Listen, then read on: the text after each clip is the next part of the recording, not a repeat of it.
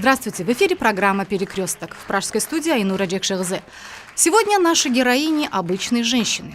У каждой из них своя судьба, своя история и, конечно, свои мечты. Всех этих женщин объединяет одно. В обществе принято их называть людьми с ограниченными возможностями. Кому-то было суждено родиться такими, других болезнь или злой случай приковали к инвалидной коляске, лишив возможности видеть, слышать, ходить. Пенсии и пособий, которые зачастую в несколько раз меньше прожиточного минимума, едва ли хватает на достойную жизнь. Политика интеграции инвалидов в общество, антидискриминационные меры по отношению к ним, как правило, остаются лишь на бумаге. Так что им приходится рассчитывать только на Всевышнего и самих себя.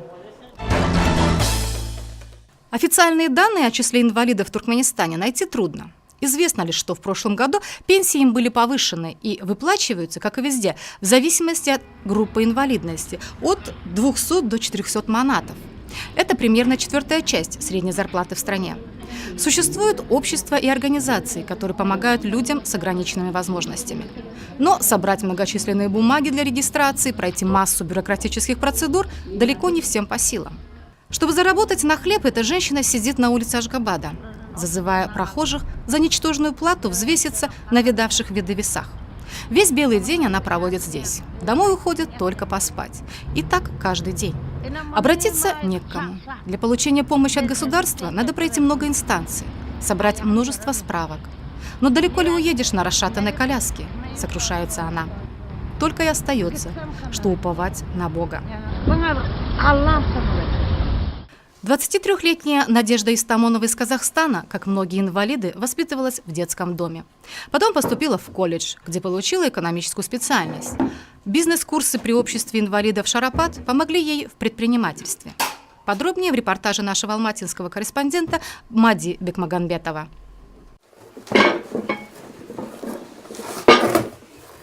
Надежда готовится выставить на продажу свои товары – горшки для цветов. Но ее прилавок не совсем обычный. Она размещает фотографии с горшками на своей страничке в соцсетях. Поиск покупателей тоже делается, не выходя из комнаты, в которой она живет.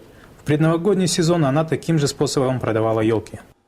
Я была очень поражена, когда мне сказали, что люди, которые работали на базаре, вот на АДМе стояли, они на морозе с утра до вечера стояли. Мы же равное количество, как 1,5 месяца, да, продавали. Но я через интернет, оказывается, продавала больше, чем они там. Такие условия работы подходят для 23-летней Надежды Естамоновой, инвалида 3-й группы, как нельзя кстати. У выпускницы детского дома диагноз несовершенный остеогенез. Другими словами, болезнь хрустального человека. С детства ее кости ломали 16 раз. Она удивляется тому, что ходит самостоятельно. Надежда говорит, что сейчас ее инвалидность не отражается на бизнесе негативно. Именно в предпринимательстве пока у меня нету такого. Все идет хорошо. Или, не знаю, может, я просто не обращаю внимания и просто иду вперед. Но я не могу сказать, что мне что-то очень-очень мешает. Работает Надежда не одна, с компаньоном, а по совместительству тренером по бизнесу Лейлой Мухиддиновой. Они с прошлого года стали официально реализовывать цветочные горшки российских и польских производителей. Специально для этого даже арендовали склад. У молодой бизнес-леди большие планы на будущее, но пока она сосредоточена на совершенствовании своих бизнес-навыков. Еще ходили на курсы тоже веб-дизайна. Какие есть возможности получить новые навыки.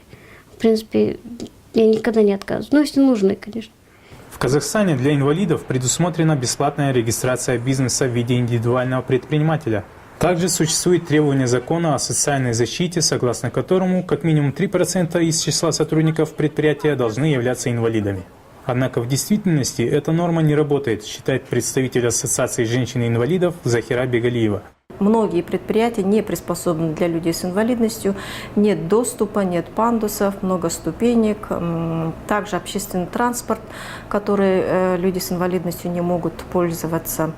Но и все равно предвзятое отношение работодателей к женщинам не только к инвалидности, но и к женщинам с инвалидностью. В Казахстане насчитывается около 600 тысяч людей с инвалидностью, больше половины из них женщины. Официальной статистики по трудоустройству женщин-инвалидов не ведется. Согласно таджикскому законодательству, предприятия и фирмы должны предоставлять инвалидам не менее 5% рабочих мест. На деле же обычно людям с ограниченными возможностями отказывают. Или предлагают работу, которая не соответствует их знаниям или квалификации. А ведь среди них есть и специалисты с высшим образованием. Предвзятое отношение к инвалидам в обществе и отсутствие элементарных условий для работы вынуждает многих инвалидов сидеть дома, лишает их возможности не только заработать, но и просто находиться среди людей, говорит Нигина Икромова из Душанбе. Она работает в Центре реабилитации детей-инвалидов и инклюзивного обучения. В центре, созданном при обществе женщин с инвалидностью, детям с ограниченными возможностями здоровья помогают приобрести специальность, проводят курсы для их матерей. Нигина считает, что если у человека есть профессия, он не пропадет. Сама она училась в коммерческом университете, с детства любит шить. Этим и зарабатывала себе на жизнь во время учебы. Но в последнее время работа в центре отнимает очень много времени, и заказов Нигина берет все меньше. Когда общество является инклюзивным, в нем исчезают проблемы для людей с ограниченными возможностями. Им легче становится найти работу. Когда я гуляю по городу, где много барьеров, неудобств, я не чувствую себя таким же полноценным человеком, как другие.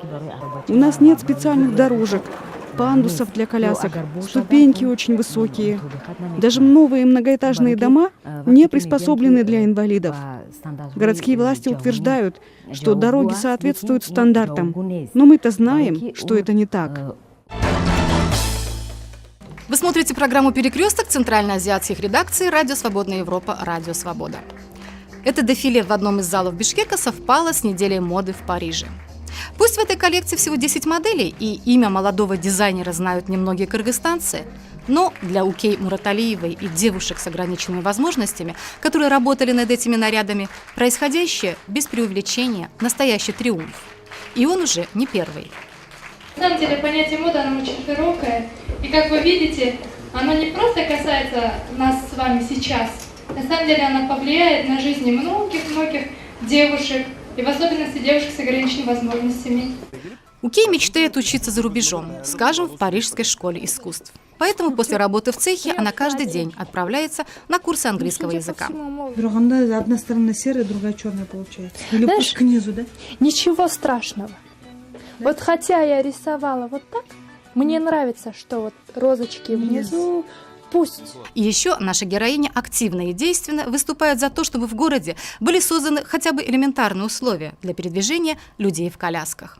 А общественная организация «Назик Кыз», которую она возглавляет, помогает молодым девушкам с ограниченными возможностями. Многие мне задают вопрос, несмотря на инвалидность, вы делаете что-то, несмотря на инвалидность. Господи, я столько лет живу в этом состоянии, что для меня это, знаете, как носить одежду. Оно настолько для меня не имеет смысла, что оно просто приложение, и все. А то, что делаешь, это, конечно, желание, это и есть движущая сила. Может, желание, о котором говорила Укей, движет и участниками группы «Тумар». Она была создана примерно 2 года назад. Тренер Эрмек Кадыров после встречи с Эрдиком не смог остаться равнодушным к судьбе подростка, вынужденного дни напролет проводить в инвалидной коляске. Уникальность исполняемых тумаровцами номеров в том, что 13-летняя Адина и 14-летний Эрдик, имеющие ограниченные возможности здоровья, не уступают в танце своему тренеру. Они даже выступали в телешоу «Минута славы» в Австрии. Адине танец помогает легче адаптироваться в социуме, раскрыть свои творческие способности. Но танец не единственное ее увлечение. Она занимается настольным теннисом и еще играет на фортепиано.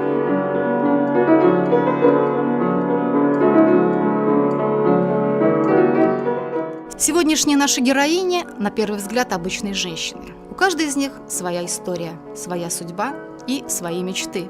Кто-то занимается предпринимательством и, можно сказать, преуспевает в этом. Кто-то посвятил свою жизнь делу защиты себе подобных, борясь за то, чтобы в их городах наконец были созданы условия для инвалидов. А кто-то стремится научиться мастерству кутюрье. Но каждым своим шагом, порой физически трудно дающимся, они доказывают, что и у человека в инвалидной коляске возможности могут быть неограниченными.